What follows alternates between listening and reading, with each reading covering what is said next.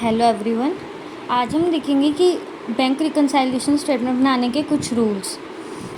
जैसे कि अब हमने उसकी थियोरी में देखा था कि यहाँ पर हम दो तरह की बुक्स को कंसिडर करते हैं। One is cash book and the other one is passbook. Cash book में हम जो बैंक अकाउंट का बैलेंस होता है हम उसको कंसिडर करते हैं।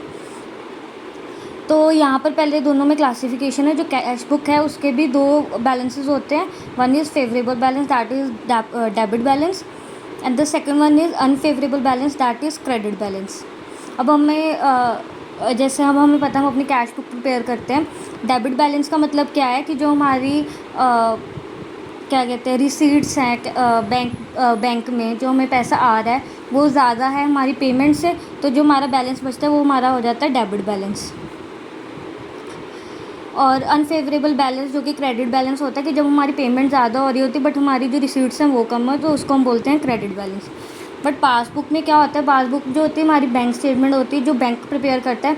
अब हमें पता है जो हमारा बैंक अकाउंट होता है उसमें जब पैसे आते हैं हम उसको बोलते हैं कि पैसे क्रेडिट हुए हैं, और जब हमारे उस बैंक अकाउंट में से पैसे जाते हैं या कोई पेमेंट होती है तो हम कहते हैं पैसे हमारे डेबिट हुए हैं। तो इसका मतलब क्या है कि पासबुक में जो फेवरेबल बैलेंस होगा वो क्या होगा, क्रेडिट बैलेंस, और जो हमारा अनफेवरेबल बैलेंस होगा वो होगा डेबिट बैलेंस। और यहाँ पे अब हमने इसका करना क्या है बैंक रिकन्साइलेशन स्टेटमेंट में। जब भी हम बैंक रिकन्साइलेशन स्टेटमेंट बनाएंगे स्टार्टिंग हमने किसी ना किसी एक बैलेंस से करनी होती है, ठीक है।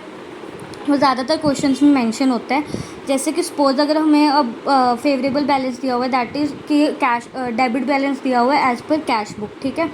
अब जब भी हमें डेबिट बैलेंस दिया होगा कैश बुक का, तो हम क्या करेंगे, जितनी भी हम उसमें एंट्रीज प्लस माइनस करेंगे, ट्रांजैक्शंस प्लस माइनस करेंगे, वो हम करेंगे point of view of the passbook. ये हमेशा याद रखना जब भी हम बैंक रिकन्साइलेशन स्टेटमेंट बनाते हैं और जिस बैलेंस से हम स्टार्ट कर रहे हैं उसके ऑपोजिट जो दूसरी बुक है उसके अकॉर्डिंग हमने एंट्रीज पास करनी है। अब अगर हम unfavourable balance that is credit balance of cash book से हम स्टार्ट कर रहे हैं, तो हम क्या, अब देखो जब फेवरेबल बैलेंस था तो हम पासबुक के पॉइंट ऑफ व्यू से हम एंट्रीज पास कर रहे थे। बट अब यहाँ पे अनफेवरेबल बैलेंस है तो हम इसका ऑपोजिट करेंगे, दैट इज़ फिर हम कैश बुक के पॉइंट ऑफ व्यू से करेंगे। सेम पासबुक का भी यही है कि जैसे ही पासबुक पे सपोज अगर हम पासबुक के बैलेंस से हम स्टार्ट कर रहे हैं और उसका फेवरेबल बैलेंस दिया हुआ है, क्रेडिट बैलेंस दिया हुआ है, तो हम कैश बुक के पॉइंट ऑफ व्यू से करेंगे। और अगर अनफेवरेबल बैलेंस दिया हुआ है दैट इज़ डेबिट बैलेंस, तो हम पासबुक के पॉइंट ऑफ व्यू से करेंगे। यहाँ पे वाइसा वर्सा चलता है, बस हमें ये रूल्स याद रखने हैं।